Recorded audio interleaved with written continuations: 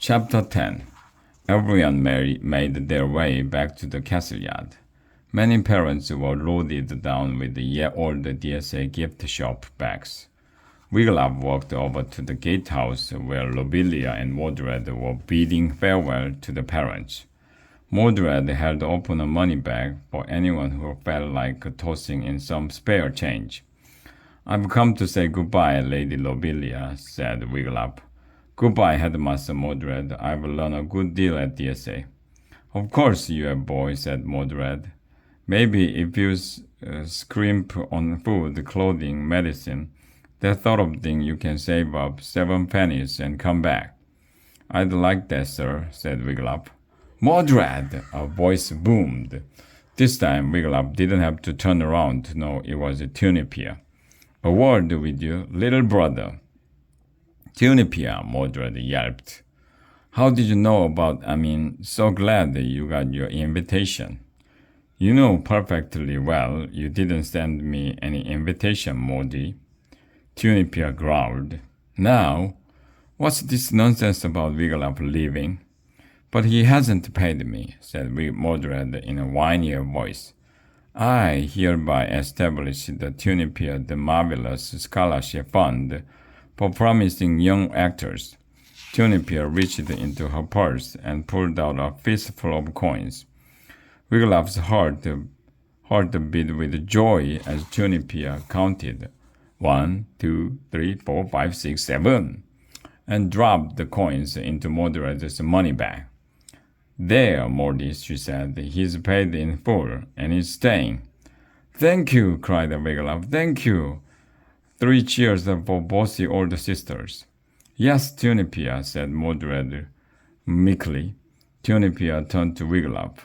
"Make sure he gives you your receipt," she said. "Yes, ma'am," said Wiglaf. He spun around and took off for Fergus and Morwenna. "Mother, father," he cried, "guess what?" When they heard the news, Fergus began pounding Wiglaf on the back again. "Way to go, my boy. Stay here until Marvelous sends you home with some gold, yeah?" "You made a fine night, Wiglaf," said Morwenna. She hugged him to her. "Farewell, me boy. Don't let any cats cross your path now, and run for cover if the sky starts falling. Promise, and have a spoonful of soup before we go." So Wiglaf did. He was so happy it almost tasted good. Morwenna smiled and turned to Fergus. "Let us be off, Fergie, or we won't have time to stop by Needleknock village to see the court bone with 2 rear ends." "Let us be off," cried Fergus. Then he belched so loudly that Wiglaf felt the ground rumble. As Fergus and Morwenna headed for the castle gate, Harley Marley ran up to Wiglaf. "Your dad is the best," he said. "Can you belch like him?" "No," said Wiglaf. "Too bad," said Harley. Tunipia bid all Angus' friends goodbye. Then she turned to her son. "Goodbye, Angus," she said. "You boys enjoy the goodie bag. And there's more where that came from." "Thanks, Mom," said Angus. "Thanks for everything." As Tunipia rode off, a team of snowy horses galloped into the yard, pulling the golden carriage.